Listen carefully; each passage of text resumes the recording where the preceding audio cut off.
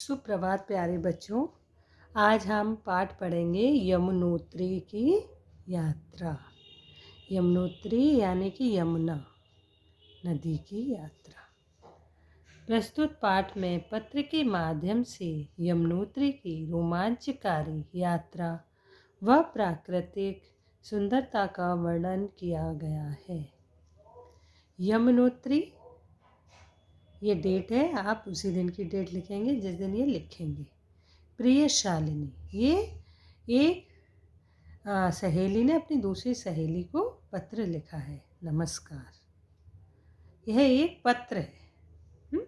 आप देख सकते हैं पत्र कैसे लिखते हैं।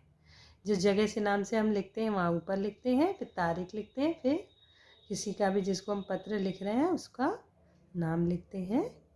पिताजी को लिख रहे हैं तो प्रिय पिताजी नमस्कार। प्रिय माताजी, दादाजी, दादी जी, जिसको भी आप लिख रहे हैं आप यहाँ लिख सकते हैं। फिर लिखते हैं आशा है तुम स्वस्थ और प्रसन्न होगी।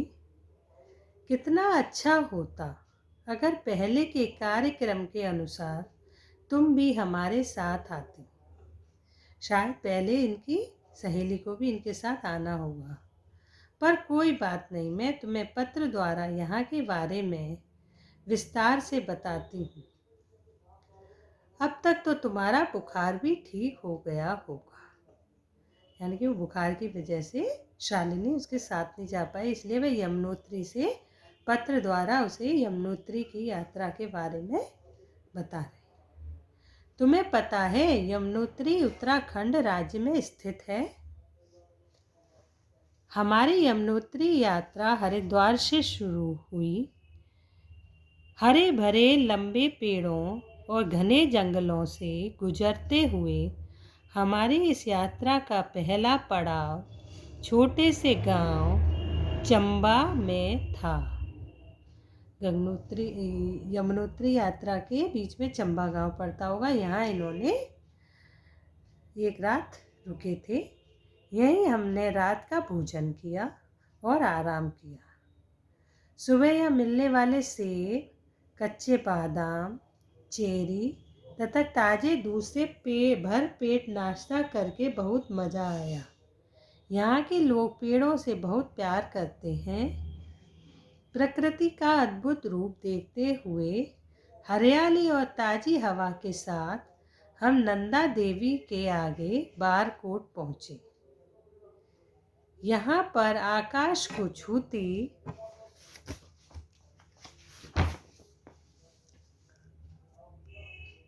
पहाड़ों की चोटियाँ और लंबे लंबे सागौन तथा सरों के पेड़ बहुत सुंदर लगते हैं।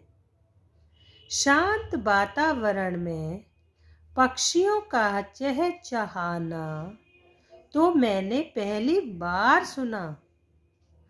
ताजे फल खाते और गीत गाते हुए हम सब हनुमान चट्टी पहुँचे। रास्ते में एक जगह आती है हनुमान चट्टी, ये लोग वहाँ पहुँचे, जहाँ के निवासी अपने सरल और मिलनसार स्वभाव के कारण बहुत जल्दी हमारे दोस्त बन गए। हनुमान चट्टी आकर हमारी यात्रा लगभग पूरी हो गई थी। यहाँ से 12 किलोमीटर की चढ़ाई पूरी करते ही जानकी चट्टी आ जाती है।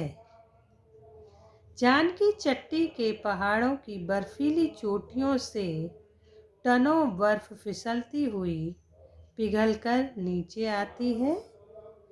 यह पिघली बर्फ अनगिनत धाराओं के रूप में नीचे आती है।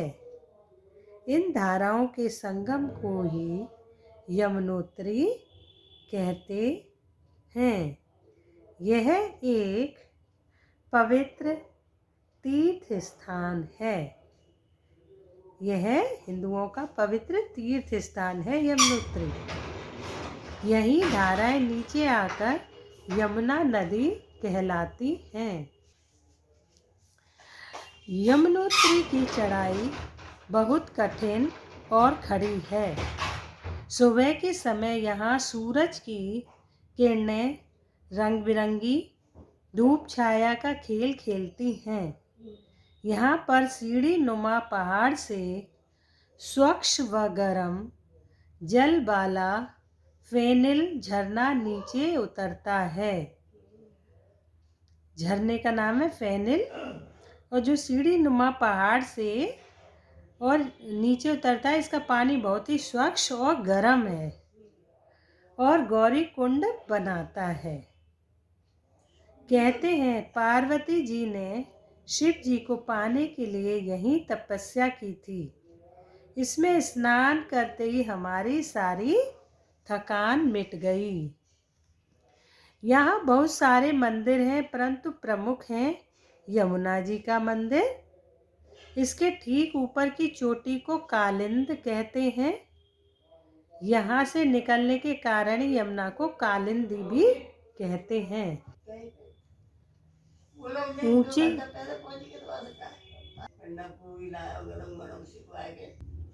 ऊंचे ऊंचे पर्वतों, गहरी घाटियों, निर्मल जल से भरे झरनों और पक्षियों के सुरीले गीतों के बीच यह यात्रा कैसे पूरी हो गई, पता ही नहीं चला। देखा, हम पहाड़ों पे जाते हैं तो पहाड़ होते हैं, गहरी घाटियाँ होती हैं, खूब सारे झरने होते हैं, खूब सारे तरह तरह के पक्षी होते हैं। तो उन्हें देखते देखते, उनका आनंद लेते लेते यात्रा कब पूरी हो जाती है पता ही नहीं चलता। तुम्हारी याद बार बार आई। तुम भी साथ होती तो यह यात्रा और भी ज़्यादा यादगार होती। शालिनी, मैंने तुम्हारे लिए यहाँ के सुंदर दृश्य कैमरे में कैद कर लिए हैं, यानी कि उन्होंने फ़ोटो खींच लिए हैं। शेष अगले पत्र में लिखूंगी। घर में सभी बड़ों को मेरा प्रणाम कहना और छोटों को स्नेह देना। समय मिलने पर पत्र अवश्य लिखना। तुम्हारी सहेली कीर्ति। तो ये कीर्ति ने पत्र लिखा था अपनी सहेली शालिनी को और पूरी यमुनोत्री यात्रा के बारे में बताया। आप भी इस पाठ को फिर से वीडियो के साथ साथ पढ़ेंगे और समझेंगे।